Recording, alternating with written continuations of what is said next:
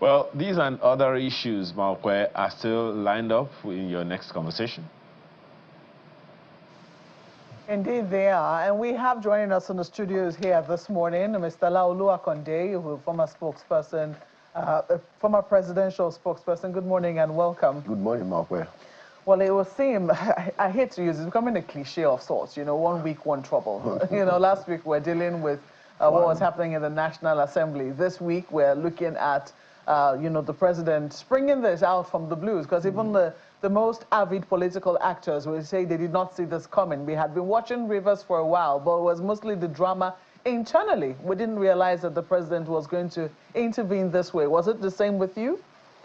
Well, you know, because of where I am, where I stand, I knew that the consideration of this matter had been going on even in the president's inner circle, and there has been a very tough debate whether indeed the president should declare a state of emergency. So I knew that something was in the offing. And I think the important thing now for all Nigerians of goodwill is to ensure that the National Assembly stands up to its own responsibility. The president and his people are saying that, look, he can't just sit down there and allow matters to fester in Rivers State, that he has tried to intervene, you know, peacefully.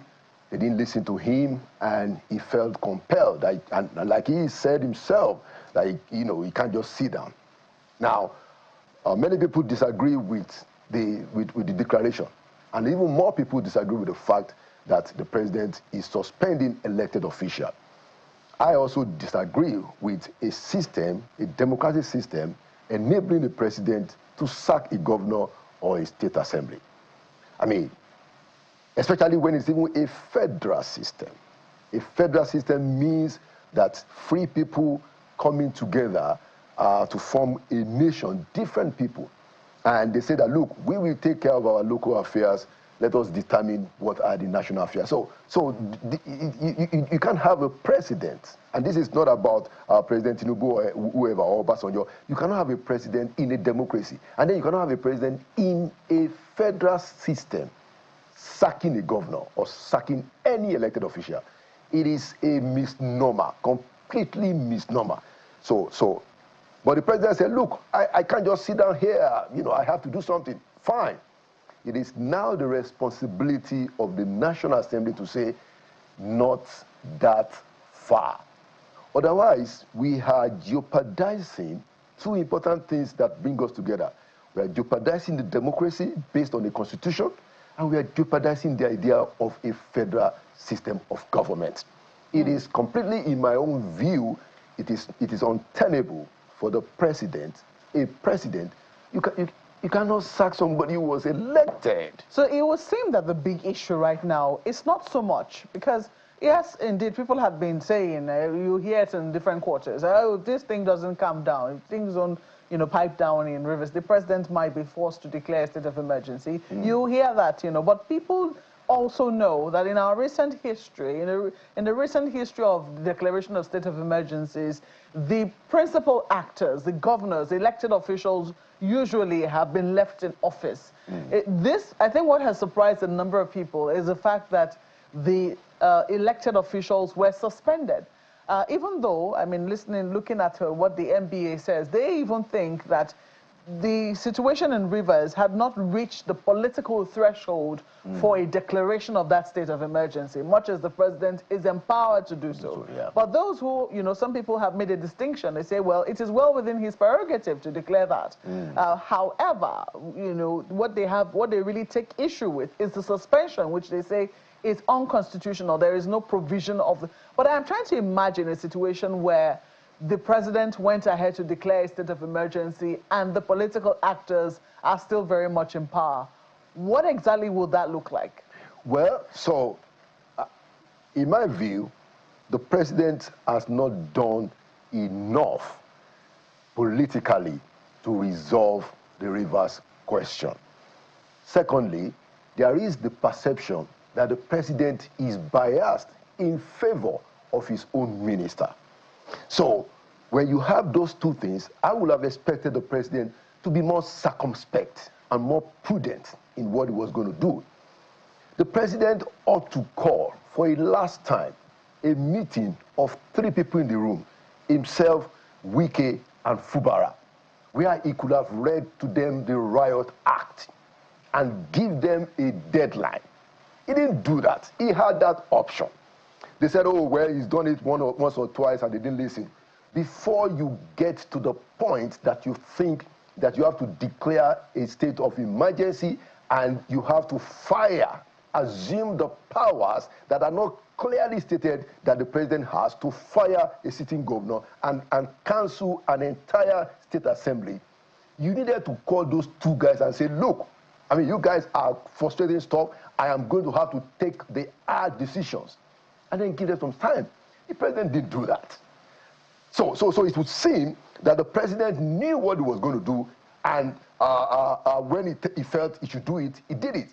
And we are saying that, all right, I don't even want to get involved in the debate of whether he has, because some people say that, look, the Constitution says that he can adopt extraordinary measures, you know.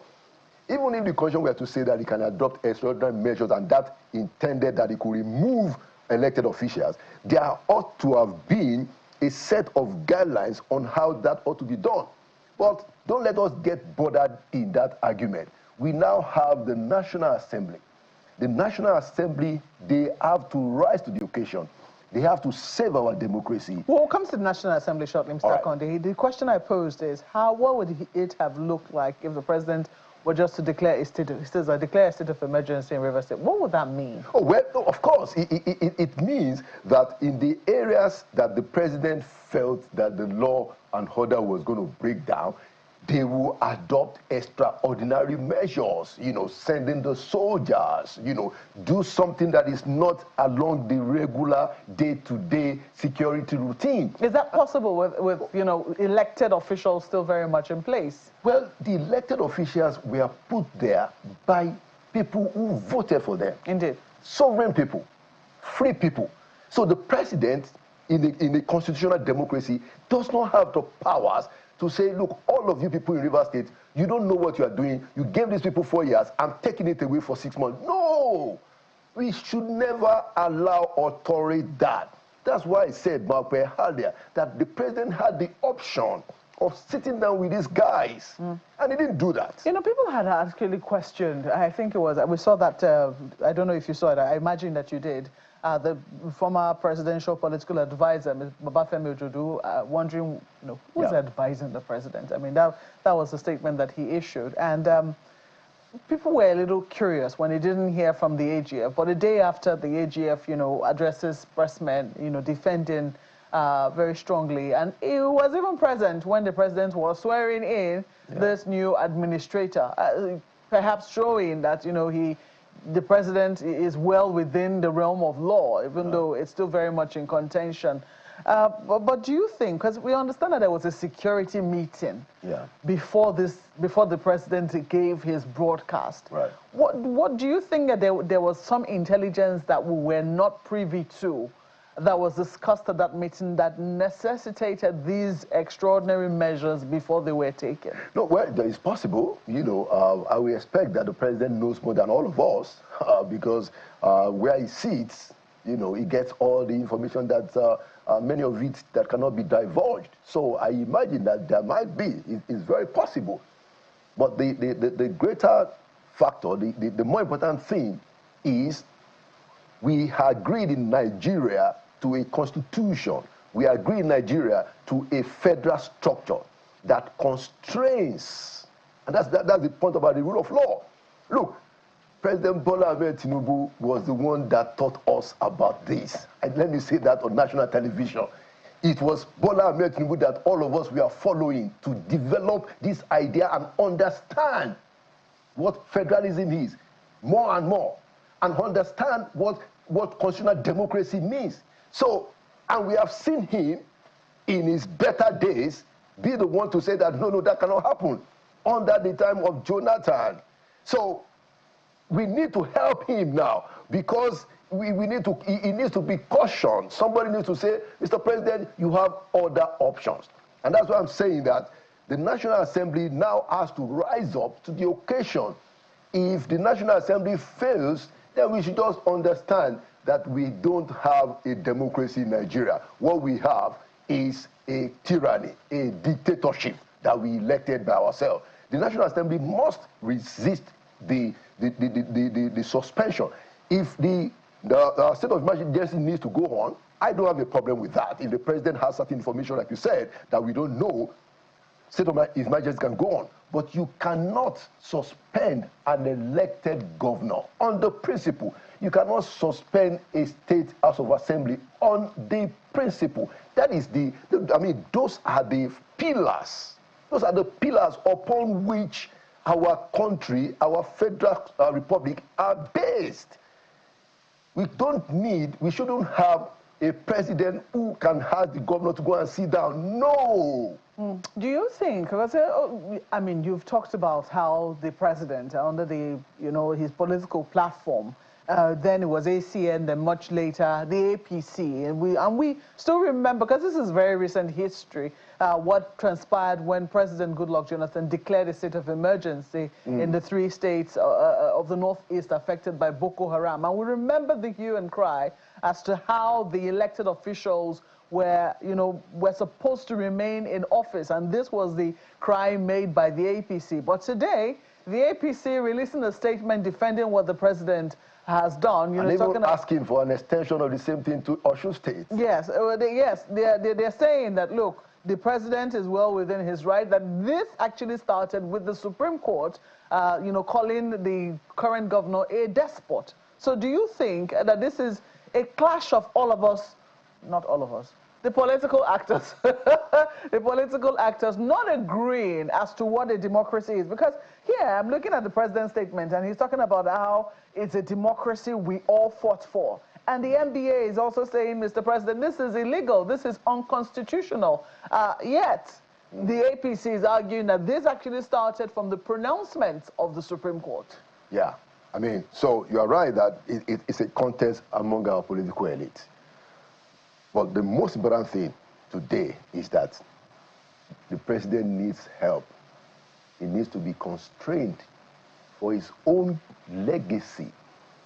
The National Assembly leaders must rise up and say, oh, Mr. President, there's a better way of doing this. And that is the beauty of democracy. The president is the head of the government. The National Assembly is an arm of the government. Judiciary is an arm of the government. There's a reason why you have those 3 separate organs. It is now the duty of the National Assembly to say that, okay, Mr. President, yes, we understand that based on what you know, where you are, your own determination, you think that the governor and the State Assembly should go and sit down for 6 months. But sorry, sir, the Constitution that we have, the democracy that we have, the federal system that we have, will not allow that extent. So, sir, move back a little bit. The National Assembly must do that and save the president from himself and save all of us and save our democracy and save our republic. And we are waiting and hoping that they will have the strength and the courage today to do the right thing. And I think it's a fine place to leave it, Mr. Laolu Akande. It's certainly going to be all eyes on the National Assembly. Will they have the quorum? Because the Constitution, says that they must have 2/3 majority, and there must be more than 1/3 of all the members in the National Assembly sitting to take that decision. So we'll await the National Assembly today. All eyes on them. In the Senate yesterday, they said that debate was going to be started at 3 o'clock. Eventually, they moved it till today. So we'll be looking at what's happening in the Senate and also in the House of Representatives. We have to thank you once more for coming on Sunrise Daily this morning. Mr. Laolu Akande is a former presidential spokesperson. We do have some feedback, from this Rivers conundrum, and I'm hoping that our people behind the scenes will be able to put up a few that we can read this morning. We did promise that we're going to be able to take a few feedback this morning. I don't know why we wait for that, and in case it's not ready, There is this one from Imonoka Inakena on X. If you can, just go to Sunrise Daily Now on X. And you see his comment there, National Assembly members must stand up to defend Nigeria's Constitution, Section 305, that ensures that the president's power to declare an emergency is checked by same. On and on and on. Of course, we see your message as well. Ayawan Dadalemo, Jesus for the Street, Embedded Systems, Mr. B, Festus Akimboyewa, and several others. Thank you so much for the privilege of being a part of your morning. I'm Ayo Makinde. Enjoy the rest of your day.